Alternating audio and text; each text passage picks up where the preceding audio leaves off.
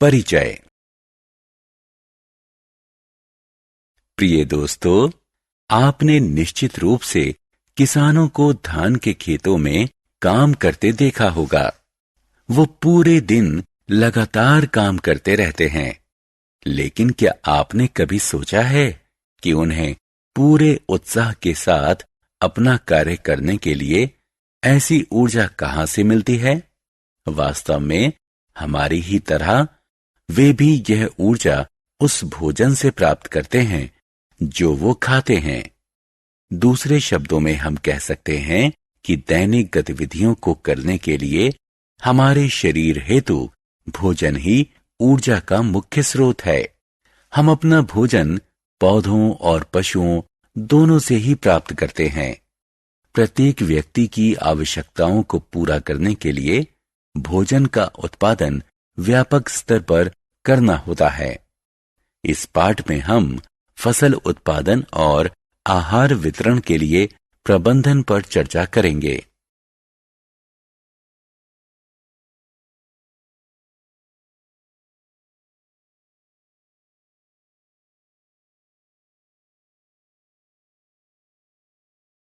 उद्देश्य। इस पाठ के अंत में आप निम्न करने में सक्षम हो जाएंगे। फसलों को मौसम के आधार पर श्रेणीबद्ध करना, जिस मौसम में वे उगती हैं। जुताई में उपयोग होने वाले औजारों को सूचीबद्ध करना। खाद और उर्वरकों के फायदों को सूचीबद्ध करना। सिंचाई की विभिन्न विधियों का वर्णन करना। खरपतवार और खरपतवारनाशी को परिभाषित करना। फसल की कटाई और संग्रहण का वर्णन करना। पशुपालन का उल्लेख करना। फसलों के प्रकार। दोस्तों, क्या आपने मूंगफली के पौधे को देखा है? क्या हम इसे फसल कह सकते हैं? नहीं, हम नहीं कह सकते। क्या आप इस वास्तविकता को जानते हैं कि जब समान प्रकार के पौधे व्यापक स्तर पर विकसित किए जाते हैं तो इसे फसल कहा जाता है। यदि आप गर्मी के मौसम में मटर का पौधा लगाना चाहते हैं तो आप ऐसा नहीं कर सकते। क्या आप इसके पीछे के कारण को जानते हैं? भारत में फसलों को उनके बढ़ने वाले मौसम के आधार पर व्यापक स्तर पर दो श्रेणियों में वर्गीकृत किया गया है, अर्थात रबी और खरीफ फसलें। रबी फसल आमतौर पर जाड़े के मौसम यानी अक्टूबर से मार्च में विकसित होती है। गेहूं, चना और मटर रबी फसल के उदाहरण हैं। खरीफ फसलों की बुआई आमतौर पर वर्षा ऋतु अर्थात जून से सितंबर के बीच की जाती है। धान, मकई, मूंगफली आदि खरीफ फसल के कुछ आम उदाहरण हैं। अनाजों को पैदा करने के लिए विभिन्न गतिविधियां की जाती हैं, जिनको कृषि कार्य कहा जाता है। आइए इनके बारे में विस्तार से एक एक कर जानते हैं। कृषि औजार। प्रिय दोस्तों, क्या आप जानते हैं कि किसान किस प्रकार एक बड़े से खेत में फसल उगाते हैं? उनकी पहली आवश्यकता क्या होती है? सबसे पहले वे फसल उगाने के लिए मिट्टी को तैयार करते हैं। इसके लिए वे मिट्टी की खुदाई करते हैं और उसे ढीला करते हैं।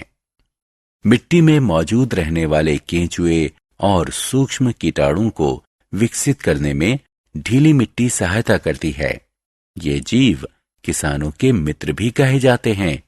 ये मिट्टी में खाद को बढ़ाते हैं। मिट्टी को खोदना और ढीला करना पोषक मिट्टी को ऊपर ले आता है। ये पोषक तब पौधों द्वारा उपयोग किए जाते हैं। अब इस किसान को देखिए, ये खेत की जुताई कर रहा है। जैसा कि हम देखते हैं, ये हल लकड़ी का बना हुआ है। आइए इसकी संरचना देखते हैं। इसमें एक मजबूत त्रिकोणीय लोहे की पत्ती लगी हुई है, जिसे हल का फाल कहा जाता है, और हल का मुख्य भाग लकड़ी का बना होता है, जिसे हल शैफ्ट कहा जाता है। खेती में उपयोग किया जाने वाला एक अन्य उपकरण कुदाल है।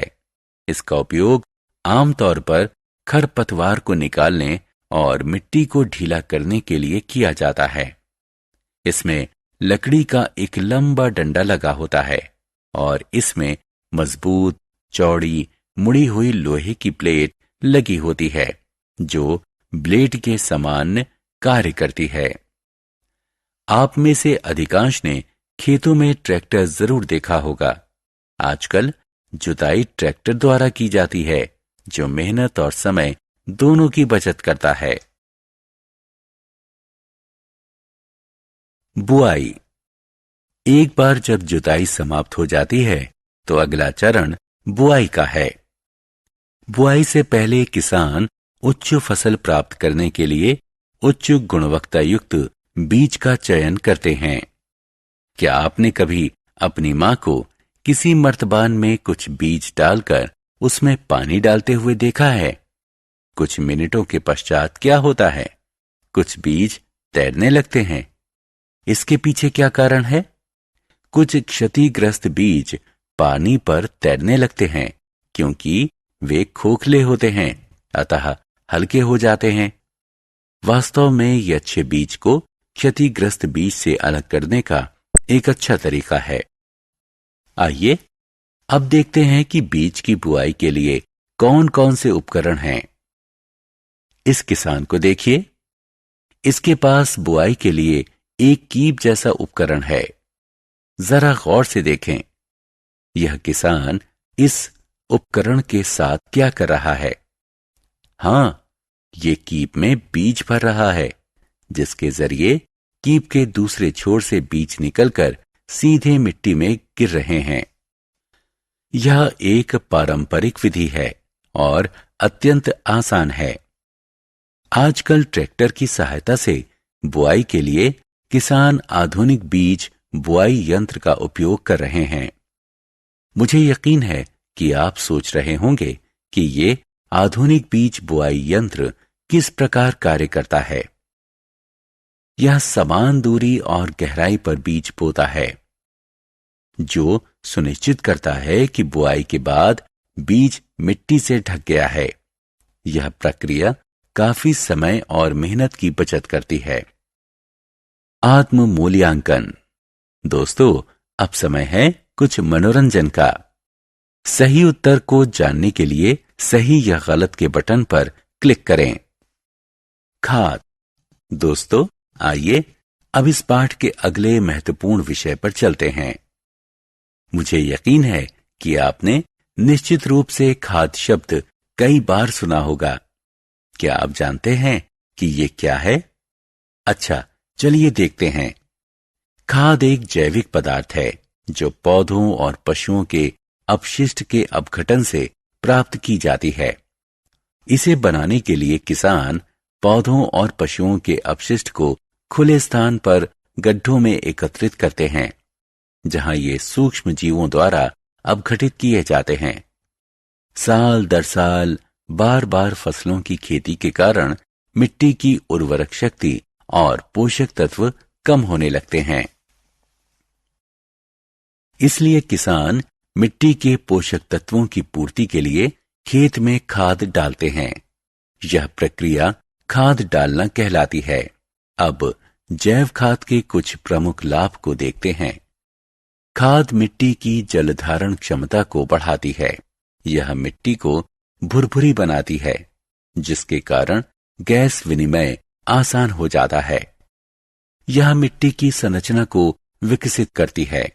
यह स्वस्थ फसल के लिए अनिवार्य मित्र सूक्ष्म जीवों की संख्या भी बढ़ाती है। उर्वरक। खाद की भांति उर्वरक भी मिट्टी के खोए हुए पोषक तत्वों और खनिजों की पूर्ति के लिए उपयोग किए जाते हैं। उर्वरक ऐसे रसायन हैं जिनका उपयोग पोटेशियम, फास्फोरस और नाइट्रेट जैसे खनिजों को मिट्टी में मिलाने के लिए किया जाता है।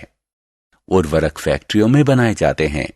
उर्वरकों के कुछ उदाहरणों में शामिल हैं यूरिया, अमोनियम सल्फेट, पोटाश और एनपीके यानी नाइट्रोजन, फास्फोरस, पोटेशियम आदि। उर्वरकों का उपयोग फसल की उपज को बढ़ाता है। हालांकि उर्वरकों के उपयोग की कुछ हानियां भी हैं। उर्वरकों का अत्यधिक उपयोग मिट्टी को कम उपजाऊ बनाता है और ये जल प्रदूषण के स्रोत भी हैं। अब आप इस तालिका में उर्वरक और खाद में अंतर देख सकते हैं। फसल चक्रण। अब तक हमने खाद और उर्वरक तथा उनके उपयोगों के बारे में जाना। आइए अब मिट्टी के पोषक तत्वों की पूर्ति करने वाली एक अन्य विधि के बारे में जानते हैं। यह फसल चक्रण के नाम से जानी जाती है। क्या आप जानते हैं कि चावल जैसे अनाज की फसल मिट्टी में उपजाई जाती है? यह मिट्टी से अत्यधिक नाइट्रोजनी क्षार का उपयोग करती है और इसके बाद यदि अन्य अनाज की फसल उसी मिट्टी में उपजाई जाए तो मिट्टी में नाइट्रोजन की कमी हो जाती है। अतः चक्रण के द्वारा किसी फलीदार फसल को अनाज की फसल की उपज के बाद उपजाया जाना चाहिए। आपको जानकर हैरानी होगी कि कुछ बैक्टीरिया इन फलीदार पौधों की ग्रंथियों की जड़ में मौजूद होते हैं। ये रिजोबियम बैक्टीरिया के नाम से जाने जाते हैं, जो नाइट्रोजन यौगिक बनाने के लिए वायुमंडलीय नाइट्रोजन को ठीक करते हैं। जब ये नाइट्रोजन यौगिक मिट्टी में जाते हैं तो मिट्टी अधिक उपजाऊ हो जाती है। अतः फलीदार पौधों का रोपण मिट्टी को प्रचुर मात्रा में नाइट्रोजन प्रदान करता है और जब कोई अनाज इस मिट्टी में उपजाया जाता है तो अनाज उत्पादन बढ़ जाता है। आत्म मूल्यांकन। सही विकल्प पर क्लिक करें। सिंचाई और इसके स्रोत। दोस्तों, जैसा कि हम सभी जानते हैं, सभी सजीवों के लिए जल अत्यंत अनिवार्य है। लेकिन फसल के उत्पादन में इसकी क्या भूमिका है? वास्तव में जल फसल के लिए आवश्यक है, क्योंकि सूखी परिस्थितियों में बीज का अंकुरण नहीं हो सकता। जल पौधे की जड़ों द्वारा सूखा जाता है और इसके साथ साथ खनिज और उर्वरक भी सूख लिए जाते हैं। इसलिए खेतों में फसलों में पानी डालना सिंचाई कहलाता है। सिंचाई का समय और आवृत्ति मिट्टी दर मिट्टी, फसल दर फसल और मौसम दर मौसम परिवर्तित होती रहती है। अब प्रश्न ये उठता है कि सिंचाई के स्रोत क्या क्या हैं? जी हां, ट्यूबवेल, तालाब, झील, नदियां, डैम और कैनाल सिंचाई के कुछ मुख्य स्रोत हैं। सिंचाई की आधुनिक विधियां। आइए अब सिंचाई की आधुनिक विधियों को जानते हैं। फव्वारा प्रणाली। यह प्रणाली ऊबड़ खाबड़ भूमि के लिए काफी उपयोगी है, जहां पर्याप्त जल उपलब्ध नहीं हो पाता। इस प्रणाली में लंबवत पाइप, जिसमें शीर्ष पर घूमने वाले नोजल लगे होते हैं, मुख्य पाइपलाइन से नियमित अंतराल पर जोड़े जाते हैं। जब पंप की सहायता से दबाव में मुख्य पाइपलाइन के माध्यम से जल को प्रवाहित होने दिया जाता है तो यह घूमने वाले नोजल से निकलता है और इस प्रकार फसल पर पड़ता है जैसे वर्षा हो रही हो। अगली प्रणाली रिसाव प्रणाली है। इस प्रणाली में जल बूंद बूंद कर सीधा जड़ों में गिरता रहता है। यह फल के पौधों, बगीचों और पेड़ों में जल डालने का उत्तम तरीका है। हम देख सकते हैं कि जल जरा सा भी बर्बाद नहीं होता, इसलिए हम कह सकते हैं कि ये उन क्षेत्रों के लिए वरदान है जहां पानी की उपलब्धता कम है। फसल की कटाई। दोस्तों, क्या आप सोचते हैं जब फसल पक जाती है तो किसान क्या करता है? हां, वो फसल को काटता है। यह प्रक्रिया कटाई कहलाती है और यह महत्वपूर्ण कार्य है। आइए अब जानते हैं कि कटाई कैसे की जाती है। कटाई की प्रक्रिया में फसल को निकाला जाता है या दरांती अथवा कटाई मशीन का उपयोग कर जमीन के निकट से काटा जाता है। इसके बाद अनाज के बीजों को भूसे से अलग किया जाता है। इस प्रक्रिया को गाहना या भूसे से अलग करना कहते हैं। यह एक मशीन की सहायता से किया जाता है जिसे कंबाइन कहते हैं, जो वास्तव में एक जुड़ी हुई कटाई और कहाई की मशीन है। फसल का भंडारण। एक बार कटाई हो जाने के बाद फसल को बड़े भंडार में संग्रहण किया जाता है। हमें फसल को संग्रहण करते समय सावधानी रखनी चाहिए, क्योंकि यदि कटे हुए अनाज को बिना सुखाए संग्रहण कर दिया जाए तो वे बर्बाद हो सकते हैं या इन पर सूक्ष्म जीव आक्रमण कर सकते हैं। अतः वे अपनी अंकुरण की क्षमता खो देंगे। इसलिए अनाज में मौजूद नमी को कम करने के लिए उन्हें सूर्य के प्रकाश में भली भांति सुखाया जाना चाहिए। क्या आप इस तथ्य को जानते हैं कि किसान अनाज को पतसन के झोले या धात्विक डब्बों में संग्रहित करते हैं, लेकिन व्यापक स्तर पर अनाज के संग्रहण के लिए बुखारी और अन्य भंडार का उपयोग करते हैं। आमतौर पर लोग अनाज के संग्रहण के लिए लोहे के ड्रम में सुखाए हुए नीम के पत्ते भी रखते हैं, क्योंकि ये पत्ते अनाज को कीटों व सूक्ष्म जीवों से बचाते हैं। पशुपालन। दोस्तों, क्या आप जानते हैं कि पशु भी हमें विभिन्न प्रकार के खाद्य पदार्थ प्रदान करते हैं? तटीय क्षेत्रों में रहने वाले कई लोग मछली का सेवन उनके आहार के मुख्य भाग के रूप में करते हैं। आपको यहां जानकर हैरानी होगी कि फसल उत्पादन प्रक्रिया के समान ही पशुओं का पालन भी घर या बाड़ी में किया जाता है। उनको उचित आहार, आश्रय और देखभाल प्रदान की जाती है ताकि वे हमें खाने के लिए स्वस्थ पदार्थ प्रदान कर सकें। यह प्रक्रिया पशुपालन कहलाती है। दूसरे शब्दों में हम कह सकते हैं कि पशुपालन का अर्थ है व्यापक स्तर पर पशुधन का पालन और पोषण। आत्म मूल्यांकन। अब ये समय कुछ मनोरंजन का है। सही विकल्प को उठाकर उपयुक्त स्थान पर रखें।